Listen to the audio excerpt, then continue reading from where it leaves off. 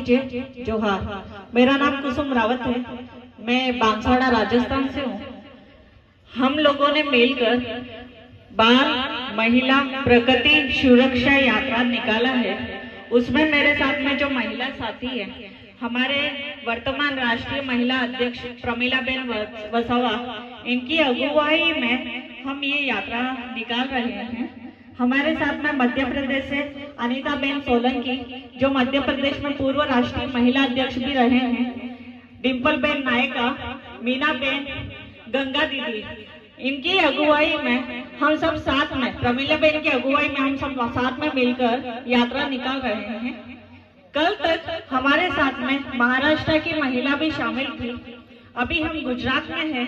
राजस्थान से हमारे साथ में राजस्थान की महिलाएं, महाराष्ट्र की महिलाएं, फिर मध्य प्रदेश की महिलाएं सभी शामिल होने वाले हैं। तो ये जो यात्रा है वो 2 तारीख से हमने पालघर महाराष्ट्र से स्टार्ट किया है, जो गुजरात में दादरा नगर हवेली से गुजरात को आ पहुंचा है। हमारा नेक्स्ट पड़ाव राजस्थान रहेगा, फिर मध्य प्रदेश, फिर हम महाराष्ट्र पानखेड़ा में जहां 13, 14, 15 जनवरी का महासम्मेलन होने वाला है, वहां पर हमारी यात्रा का समापन करेंगे। इस यात्रा का उद्देश्य, जैसा कि आप नाम से ही विदित है, बाल महिला एवं प्रकृति सुरक्षा यात्रा, साथ ही 13, 14, 15 जनवरी का जो महासम्मेलन है, उसके लिए हम इनविटेशन देने के लिए घर घर तक पहुंच रहे हैं। अभी भी बहुत सारी महिलाएं महासम्मेलन में आती हैं, बहुत सारे भाई हमारे महासम्मेलन में आते हैं, लेकिन फिर भी कुछ कमी सा लगता है। वो महिलाएं जो अभी घरों से निकली नहीं हैं, वो महिलाएं जो आदिवासी समुदाय को घरों में फैलाती तो हैं, लेकिन दूसरे समुदाय के साथ में अभी भी नहीं सामंजस्य बिठा पा रही है।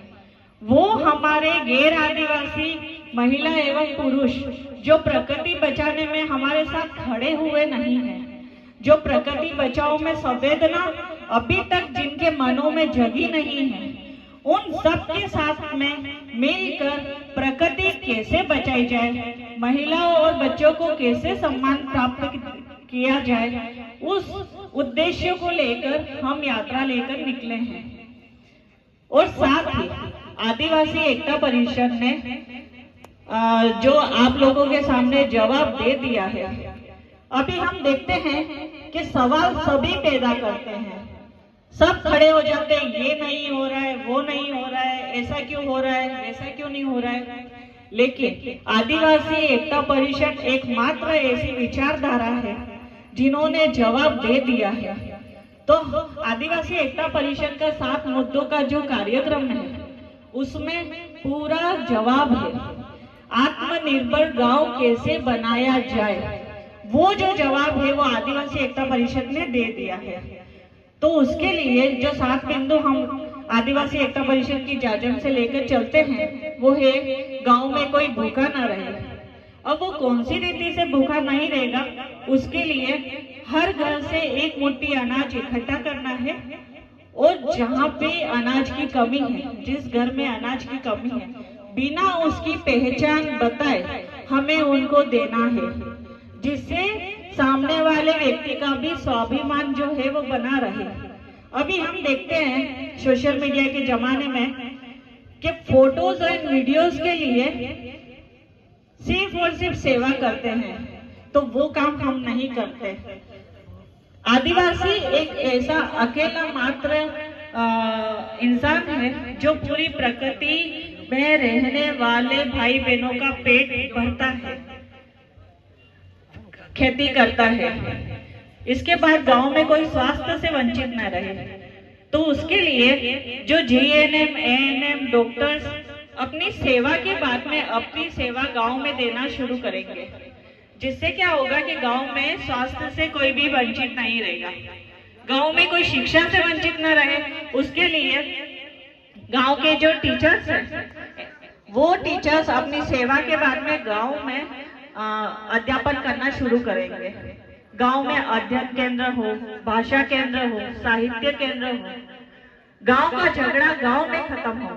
अब गांव का झगड़ा गांव में अगर खत्म होगा तो पुलिस का इन्वॉल्वमेंट नहीं होएगा गांव में। एक एग्जाम्पल है, अगर दो बच्चे परिवार में लड़ जाते हैं और उनका अगर सॉल्यूशन करवाना हो, वो माता पिता के द्वारा किया जाता है, तो वो सॉल्यूशन अच्छा होगा, ये तो आप मानते हैं ना। तो वैसा कि वैसा हमारे गांव के वडील के द्वारा अगर गांव का झगड़ा निपटाया जाएगा तो वो कम खर्च में और अच्छे से निपट जाएगा। तो ये हमने पैरवी करी है। गांव का जो कच्चा माल है वो गांव से पक्का होकर गांव से निकले। अब अगर गांव का कच्चा माल पक्का होकर गांव से निकलता है तो गांव में रोजगार की समस्या जो है वो खत्म हो जाएगी और युवाओं को रोजगार मिलेगा।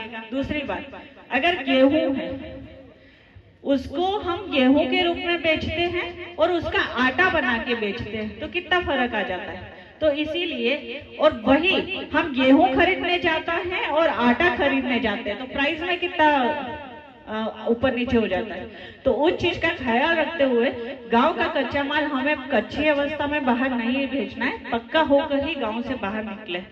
तो जैसा कि कार्यक्रम में मेरे अलावा और भी बहुत अच्छे वक्ता हैं और हम सबको सुनना चाहते हैं, और मेरा ये निवेदन रहेगा आप सभी से कि हमारे जो आदिवासी एकता परिषद के जो शिविर होते हैं आप उसमें आइए, बैठिए, हमारे साथ में संवाद कीजिए, जिससे क्या होगा कि और अच्छा आदिवासी एकता परिषद आगे फैलेगा।